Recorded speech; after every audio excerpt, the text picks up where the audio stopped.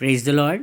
प्रभु यीशु आपको आशीषित करे। मैं शिवशंकर तिवारी आज एक और विषय आपके सामने रखना चाहता हूँ। ये विषय है कर्ज़ के बारे में। आज बहुत सारे लोग कर्ज़ को लेकर परेशान हैं और कर्ज़ कैसे उतारें ये समझ में नहीं आता है।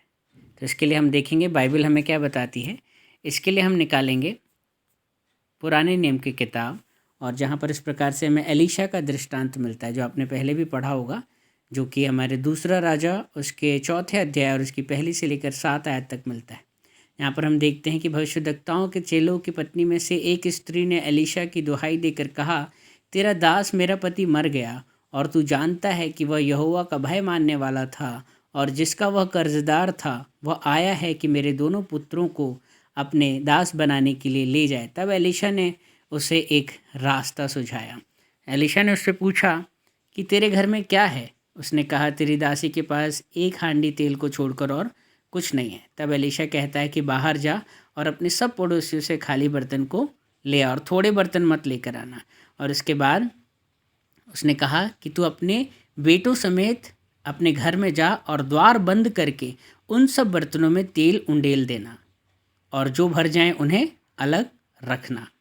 और इस प्रकार से हम देखते हैं कि एक महान आश्चर्य कर्म उस विधवा के जीवन में होता है। लेकिन ये महान आश्चर्य कर्म जिसके द्वारा उसका कर्ज उतरा, ये कैसे हुआ ये हम देख सकते हैं। एलीशा उसको क्या कहता है कि जा और द्वार को बंद करके, द्वार को बंद करने का अगर हम देखेंगे तो विवरण हमें नए नियम की किताब में भी मिलता है, जहाँ पर परमेश्वर कहते हैं जा अपने द्वार को बंद कर, अपने किवाड़ों को लगा और गुप्त में परमेश्वर से प्रार्थना कर, जो कि गुप्त में देखता है और आशीष देता है।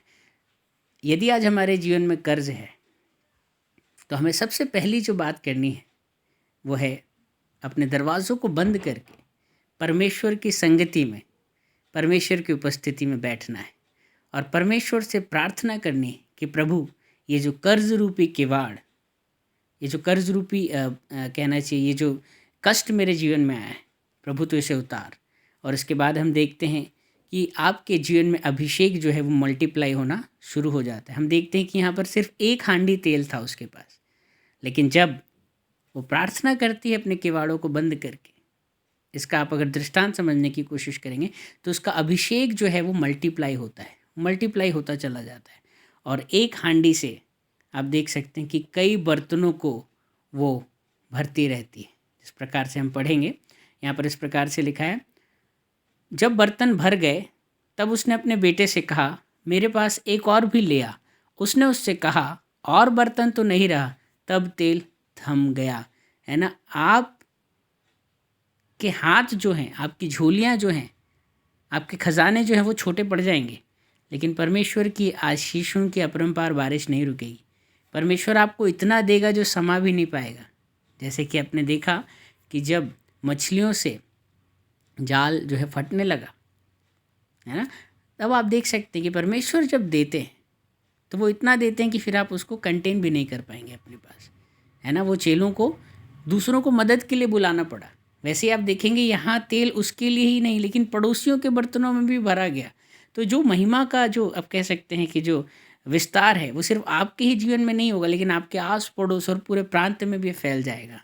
और जब अभिषेक बढ़ेगा तब आप देखेंगे कि अपने आप परमेश्वर जो है आपको हर एक प्रकार के कर्ज से मुक्त करेंगे। है ना, तो यदि आपके जीवन में किसी भी प्रकार का कर्ज है तो सबसे पहले आप अपने किवाड़ों को बंद करें, परमेश्वर की संगति में बैठें, और जब अभिषेक बढ़ेगा तो वचन में लिखा है कि अभिषेक हर एक जुएं को तोड़ता है। तो ये कर्ज रूपी जुएं को भी ये अभिषेक है जो है वो तोड़ देगा।